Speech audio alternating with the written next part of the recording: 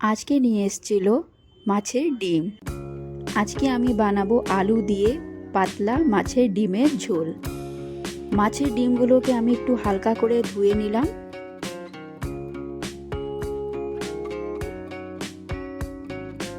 তিন চারটে পেঁয়াজ নিয়েছি আর কিছুটা কাঁচা লঙ্কা। এখন এগুলোকে আমি একটু কুচি কুচি করে কেটে নিব। একটু ধনেপাতাও দিয়ে দিব এটার মধ্যে।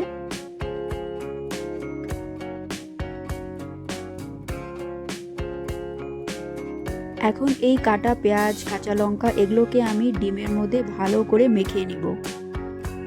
এটার মধ্যে একটু নুন, হলুদ আর শুকনো লঙ্কার গুঁড়ো আমি একটু দিয়ে দিলাম।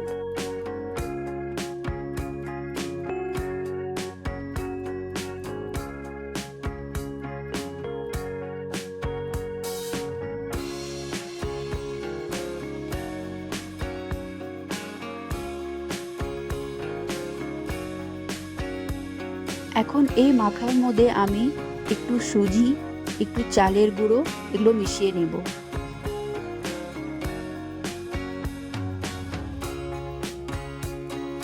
সুজি আর চালের গুঁড়ো মেশানোর পরও যদি আপনাদের মনে হয় আপনাদের মাখাটা ঠিক মতন হচ্ছে না, তাহলে এটার মধ্যে একটুখানি আপনারা ময়দাও মেশাতে পারেন। আমার মাখাটা প্রায় হয়ে গেছিল। এখন আমি প্যানটা বসিয়ে দিলাম। এটার মধ্যে আমি দিয়ে দিব সরষের তেল আর আস্তে আস্তে করে একটু একটু করে সব মাছের ডিমগুলোকে আমি ভেজে নিব।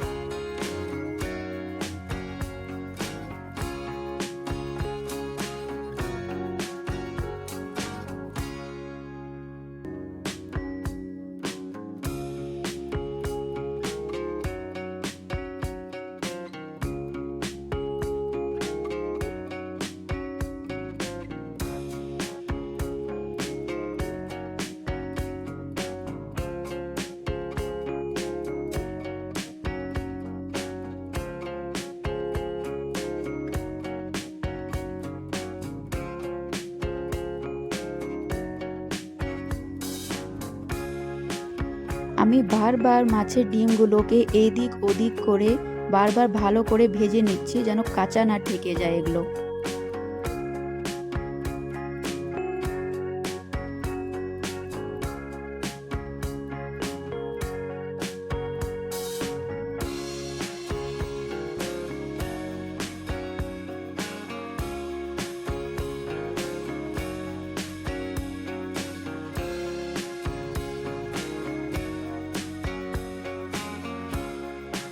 আমার মাছের ডিমগুলো পুরো ভাজা হয়ে গেছে।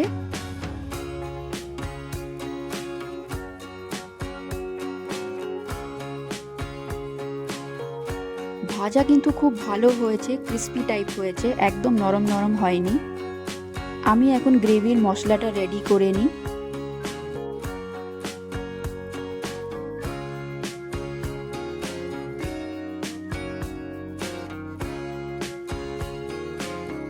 একটুখানি লবণ, হলুদ, শুকনো লঙ্কার গুঁড়ো আর জিরে গুঁড়ো দিয়ে আমি মশলাটা রেডি করব।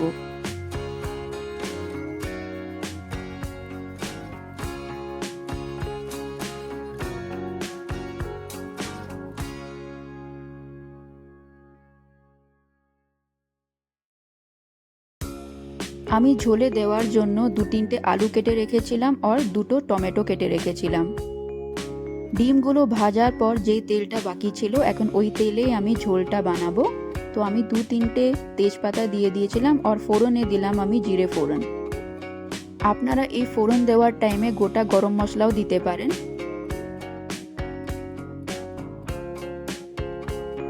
এখন আমি এই আলু আর টমেটোকে ভালো করে ভেজে নিব।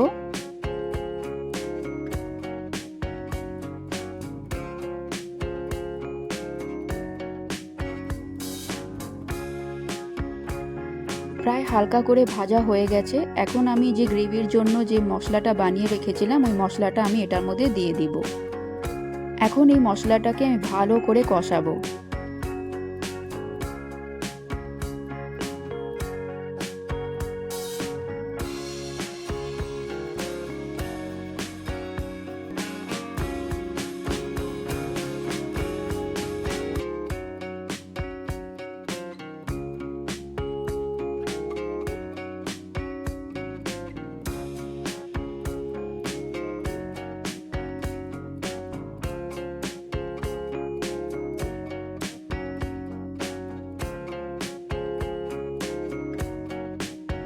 এই যে আমার মশলাগুলো ভালো মতন করে কষে গেছে, দেখুন নিচে লেগে যাচ্ছে। এখন আমি এটার মধ্যে গরম জল দিয়ে দিব।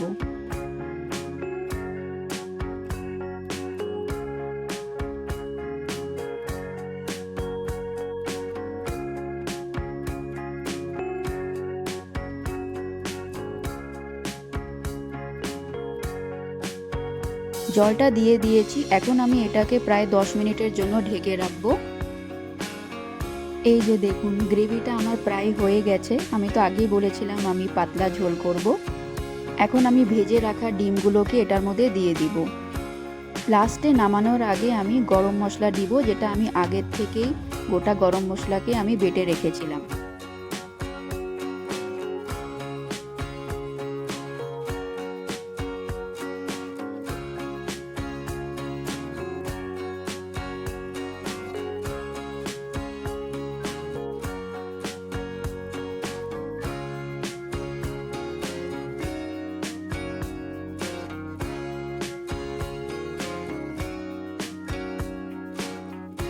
আমার ডিমের ঝোলটা প্রায় রেডি হয়ে গেছে। এখন আমি এটাকে নামিয়ে দিব। আপনারা উপর থেকে ধনেপাতাও দিয়ে দিতে পারেন, বেশ ভালো লাগবে দেখতে আর খেতে। আমার কাছে ছিল না তাই আমি দিতে পারলাম না। আমার রেসিপিগুলো যদি আপনাদের ভালো লাগে প্লিজ লাইক আর সাবস্ক্রাইব করবেন। দেখা হবে নেক্সট ভিডিওতে।